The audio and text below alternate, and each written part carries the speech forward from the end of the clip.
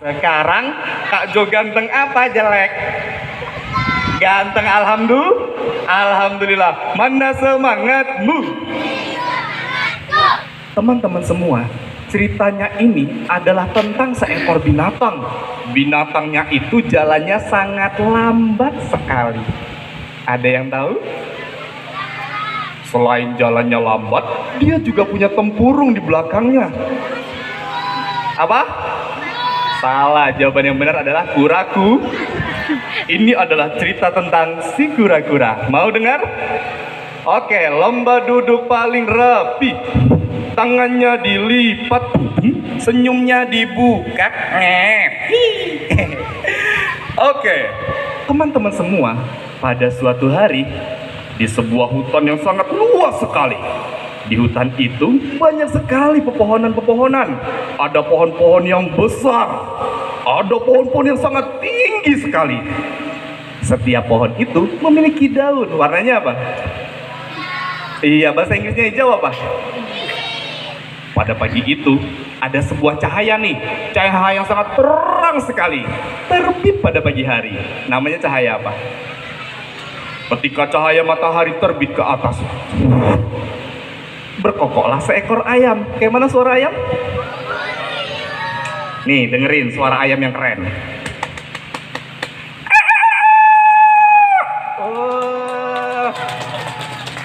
Si ayam sudah berkokok. Kini waktunya si kura-kura untuk bangun dari tidurnya.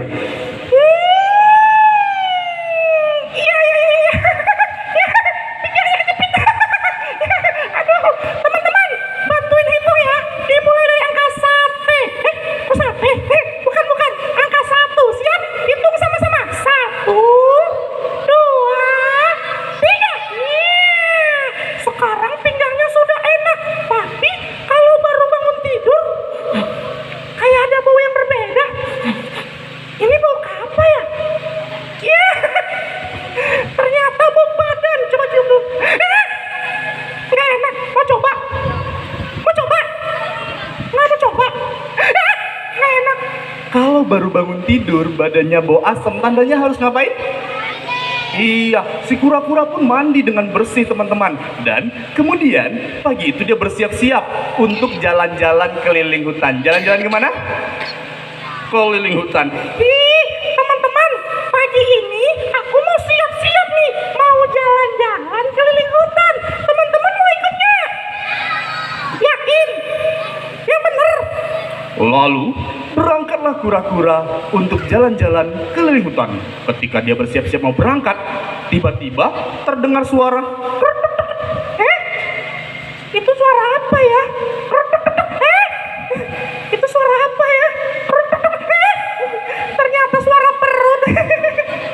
Si kura-kura pada pagi itu ternyata belum sarapan, teman-teman, sehingga perutnya pun menjadi lapar.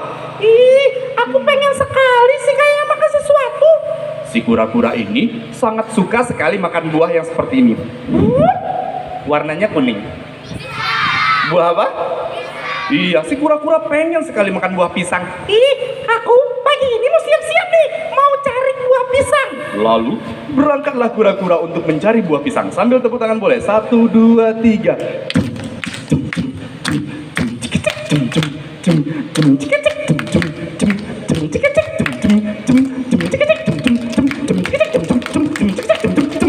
Udah, malah keenakan. Saat kura-kura sedang berjalan-jalan, teman-teman, tiba-tiba langkahnya terhenti. Sebentar, kayaknya aku melihat sesuatu nih. Wah, di atas sana ada pohon pisang yang sangat besar. Buahnya itu sudah sangat banyak sekali. Dan juga warnanya itu sangat kuning. Tandanya sudah apa? Iya, si kura-kura pun bersiap-siap, teman-teman, untuk mengambil buah pisang yang ada di atasnya. Oke. Kalau gitu aku siap-siap nih. Aku siap. Aku pasti bisa mengambil buah pisang ini. Dengan rasa percaya dirinya dan semangat yang begitu menggebu-gebu, kura-kura pun bersiap-siap untuk mengambil buah apa tadi? Dan kura-kura pun melompat ke atas. Dapat nggak buahnya? Dapat nggak? Ternyata buahnya tidak dapat, teman-teman. Dan si kura-kura pun bingung, teman-teman, kenapa buahnya tidak dapat. Aku sudah berulang kali lompat, dia terus berusaha teman-teman. Si kura-kura tidak menyerah dengan itu. Dia terus berusaha. Ih, aku lapar lagi nih. Berulang kali kura-kura melompat, tapi juga tidak berhasil. Ada yang tahu nggak kenapa? Kura-kura itu badannya sedangkan pohon pisang batangnya besar sekali teman-teman. Dan pada saat itu tahu nggak? Ada binatang yang datang. Tahu nggak siapa? Siapa? Kayak gini suaranya. Ini.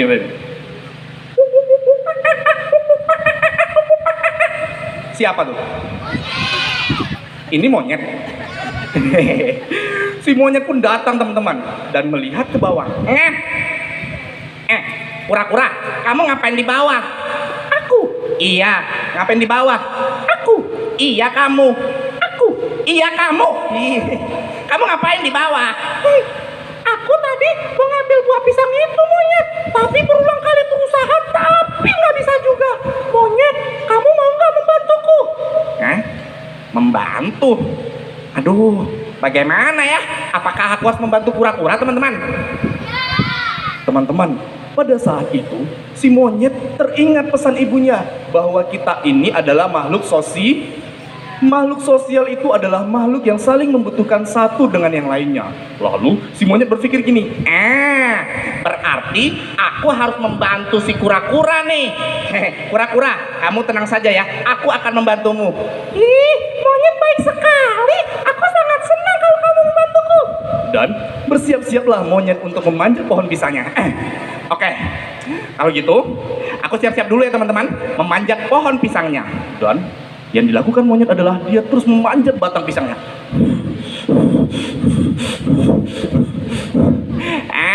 Capek juga ya manjat pohon pisang ini. Dan ketika sudah sampai di atas, dia pun bersiap-siap untuk menarik buah pisangnya. Ayo teman-teman, sekarang kita tarik sama-sama ya buah pisangnya. Siap? 1, 2, 3. Si monyet menarik dengan sekuat tenaganya. Itu tadi suara apaan? Hah? Suara apa? Nggak ada. Lagi, tarik lagi. 1, 2, 3. Karena suara itu lagi. Tarik lagi deh. 1, 2, 3. Akhirnya monyet pun mendapatkan buah pisangnya. Lalu buah pisangnya pun diberikan kepada si kura-kura, teman-teman. Kura-kura, ini nih buah pisangnya untuk kamu. Ih, monyet baik sekali. Alhamdulillah sekarang aku sudah dapat buah pisangnya nih. Ini waktunya untuk aku Untuk dimakan, teman-teman. Si kura-kura pun membuka secara perlahan-lahan kulit pisangnya. Lalu dia pun bersiap-siap untuk makan. Kalau gitu aku makan buah pisangnya dulu ya. Enak sekali buah pisangnya. Kalau gitu terima kasih banyak ya monyet. Iya, sama-sama. Kita kan sebagai makhluk sosial. Makhluk sosial itu adalah makhluk yang saling membutuhkan satu dengan yang lainnya. Dan kita harus saling membantu dan juga saling menolong. Mana semangatmu? Ini semangatku. Mana suaramu? Ini suaraku. Nah, itu tadi cerita tentang si kura-kura dan juga si monyet. Hikmahnya apa, teman-teman? Saling membantu. Saling apa lagi? Saling tolong menolong, karena kita itu adalah makhluk sosial. Mana semangatmu? Ini semangatku. Kurang kompak sekali lagi. Mana semangatmu? Ini semangatku. Oke, itu dia dongeng dari Kak Jo, teman-teman. Nanti teman-teman bisa belajar di rumah untuk lebih giat lagi belajar mendongeng. Nanti kalau ada kesempatan, Kak Jo bisa main ke tempatnya teman-teman. Boleh nggak? Boleh. Ini masih ada waktu, Bang? Mana nih orangnya nih? Orangnya hilang nih kayaknya nih. Masih ada waktu nggak? Cukup ya? Oke, kita langsung mulai acaranya lagi untuk pembagian hadiah. Oke, teman-teman semua, terima kasih dan sampai jumpa lagi. Assalamualaikum warahmatullahi wabarakatuh. Waalaikumsalam warahmatullahi wabarakatuh. Dadah. Oke, baik. Bismillahirrahmanirrahim. Assalamualaikum warahmatullahi wabarakatuh. Oke, baik Bapak dan Ibu Majelis Guru ataupun ayah dan bunda yang mendampingin Ananda kita yang ikut lomba bertutur di Kabupaten Siak ini, saya ingin menyampaikan beberapa hal terkait dengan perlombaan tadi yang sudah 2 hari ini yang sudah berjalan. Kemudian adik-adik Kak Jo yang sudah mengikuti lomba tadi atau dari kemarin sampai sekarang, perasaannya senang nggak? Senangnya udah gak ada semangat ya, senang gitu ya. Lemes amat gitu ya. Tapi nggak apa-apa, tapi Kak Jo ingin menyampaikan beberapa hal nih yang insya Allah bisa jadi pembekalan ilmu juga bagi kita semua, nah yang nanti bisa dibawa atau diterapkan di sekolahnya masing-masing. Dalam lomba bertutur tadi, banyak yang dari kemarin itu, banyak banget yang menurut Kak Jo itu sangat menarik, keren loh.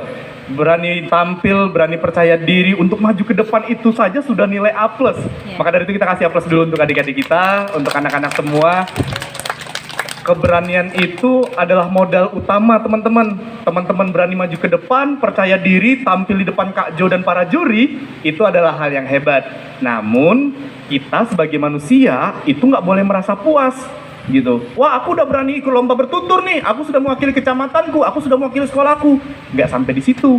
Teman-teman harus mesti belajar lagi agar teman-teman bisa semakin bertumbuh dan menjadi orang yang Sukses. orang yang sukses. Mau belajar nggak teman-teman? Mau. Bukan hanya Anandanya yang perlu belajar, tapi Bapak dan Ibu Majelis Guru serta ayah dan bunda juga perlu belajar. Karena mendongeng bukan hanya di pentas ini aja, bukan hanya dalam perlombaan ini saja. Mendongeng juga harus diterapkan di sekolah, bahkan di rumah. Seperti itu.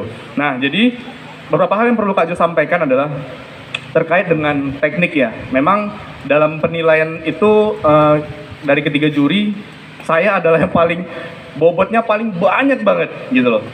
Dalam teknik bercerita. Oke, memang poinnya teknik bercerita, tapi di dalam teknik bercerita itu banyak poin yang mesti harus saya nilai gitu. Satu persatu anak itu punya poin yang lebih. Mulai dari narasi, intonasi, artikulasi, kemudian juga mengenai pendalaman tokoh dan juga body language atau gerak tubuh. Nah, bagaimana sih sebenarnya Kak Jo narasi dari teman-teman yang disampaikan tadi? Kalau untuk narasi, sebagian mungkin sudah baik, sudah bagus. Tapi narasi yang baik itu adalah ketika kita menyampaikan ke audiens atau ke penonton, itu disampaikan kita meyakinkan nih bahwa cerita ini bener loh gitu. Kita tatap wajahnya, terus narasi itu bukan cuma sekedar goyang ke kanan, goyang ke kiri. Pada suatu hari ada seorang emak gitu, emaknya pergi berjalan-jalan, dan juga nanti ada seorang pemuda. Nggak cuma sampai sebatas itu, tapi mesti ini, mesti kalau saya katakan tuh bergelombang penyampaian narasinya, dan juga harus meyakinkan. Saya kasih contoh seperti ini biar lebih gampangnya saja. Nah, jadi teman-teman semua, ada seorang nenek tua, dia itu berjalan-jalan. Sambil kita menceritakan berjalan-jalan, kita berusaha untuk memperagakannya juga, gitu. Dan juga pada saat itu dia jalannya sangat lemah sekali. Bukan hanya jalannya yang lemah, tapi mimik wajah, ekspresi wajah juga harus ditunjukkan. Nanti kita akan cerita, neneknya berjalan dengan sangat lemah, wajahnya tersenyum, sangat lemah sekali. Tapi yang seharusnya adalah ketika kita menceritakan ekspresi wajahnya juga agak sedih gitu ya, agak lemah gitu. Sebab seorang nenek itu berjalan, wajahnya sangat lemah sekali. Dia kelihatan sangat capek. Gitu. Nah, itu penyampaian narasi itu tadi. Jadi yang poin utama dari narasi ini kita berusaha untuk meyakinkan penonton gitu. Dan yang kedua, intonasi. Kalau intonasi ini sama seperti halnya tempo. Kalau berbicara intonasi, kayaknya adik-adik dan teman-teman sini sudah diajarkan oleh Bapak Ibu Guru sudah cukup bagus banget. Tidak terlalu cepat, tidak terlalu lambat, itu sudah bagus. Artinya tinggal ditingkatkan lagi. Kemudian mengenai artikulasi, masih ditemukan juga beberapa ananda kita yang ketika menyampaikan kata demi kata, itu mulutnya masih nggak kebuka lebar, gitu. Jadi artikulasi ini adalah kuncinya ada di mulut nih Bun, Bapak dan Ibu sekalian. Kuncinya ada di mulut. Cara melatihnya adalah huruf vokal itu tadi. A, I, U, E, O. A, I, U, E, O. Itu adalah melatih untuk mulut. Agar ketika kita menyampaikan cerita, kata demi kata yang keluar dari mulut itu bisa disampaikan dengan jelas. Karena kalau misalnya mulutnya nggak dibuka dengan baik, kata yang dikeluarkan jadinya tidak jelas. Bahkan tadi saya menemukan ketika penyampaian tokoh, pembawaan karakter tokoh, ada seorang nenek-nenek boleh memperagakan wajah seorang nenek-nenek. Kalau ini adalah kakek, kakek ini memang tidak terlalu kuat. Kakek jalannya juga lambat. Boleh mimik wajah, tekstur atau gambaran mulut itu dirubah, boleh. Cuman catatannya adalah kata yang keluar juga harus jelas. Kalau tadi masih menemukan, masih menggambarkan seorang nenek, tapi mulutnya kayak ditahan. Nenek itu sudah tua. Kata yang keluar jadinya tidak jelas gitu. Jadi kalau untuk artikulasi, walaupun tokohnya beda, berusaha untuk mengeluarkan kata-kata dengan jelas gitu. Itu mengenai artikulasi. Kemudian pendalaman tokoh nih. Berbicara mengenai pendalaman tokoh, teman-teman harus belajar juga nih. Bagaimana tokoh seorang nenek, bagaimana tokoh seorang pemuda. Sebagian ada membawakan tokoh nenek atau tokoh emak, oma, ama ya, yang sudah tua dengan seorang anaknya. Gestur tubuhnya sama. Nenek-nenek, iya, nenek sudah tua, seorang pemuda. Iya, nenek itu seharusnya banyak istirahat, sama gestur tubuhnya. Kalau orang yang masih muda, anak muda, gestur tubuhnya tegap. Tidak, ibu, aku tidak akan menuruti kata-katamu. Anakku, tolonglah turutin kata-kata ibu. Jadi ada perbedaan gestur tubuh. Itu yang berbicara mengenai body language, pendalaman karakter kepada tokoh-tokohnya itu tadi. Nah, gerak tubuh dalam yang saya sampaikan tadi di awal, seperti narasi, ya itu juga harapan kita ya Bun, ketika bercerita kalau dia berjalan, peragakan dia berjalan. Hampir mayoritas ananda kita tadi itu ketika bercerita, dia berjalan atau misalnya dia berlari, cuman hanya sekedar gini-gini deh. Nah, tuh, kanan, ke kiri, ke kanan, ke kiri gitu kan. Ya nggak apa-apa, karena ini anak-anak masih dalam proses tahap belajar gitu. Kita memaklumi itu semua. Cuman dari proses belajar kesalahan itulah kita belajar untuk jadi lebih baik lagi. Dan yang ingin saya sampaikan adalah, ini sering terjadi. Begitu mau lomba, seminggu, 2 minggu, baru latihan. Nah ini nih, padahal ayah dan bunda, bapak ibu majelis guru, kita tahu bahwa kegiatan bertutur atau lomba mendongeng ini dilaksanakan hampir setiap tahunnya gitu ya. Ada perlombaannya. Jadi harapan kita itu dipersiapkan, kalau bisa dibuat ekstrakurikulernya malah. Jadi misalnya seminggu sekali latihan gitu ya. Nah, jadi nggak ujuk-ujuk langsung jadi gitu. Jadi ada prosesnya. Ya mungkin itu saja yang bisa Kak Jo sampaikan untuk teman-teman dan adik-adik semua. Jadi nanti sampai rumah jangan pernah berhenti belajar. Dan ingat, bisa menyampaikan sesuatu asalnya dari membaca buku. Membaca apa? Kalau teman-teman rajin membaca buku, adik-adik rajin membaca buku, nanti teman-teman akan terbiasa untuk bercerita. Kuncinya ada di baca buku. Jadi sampai rumah, ayo semakin rajin belajar baca bukunya. Oke? Ya mungkin itu tambahan aja dari saya, dan nanti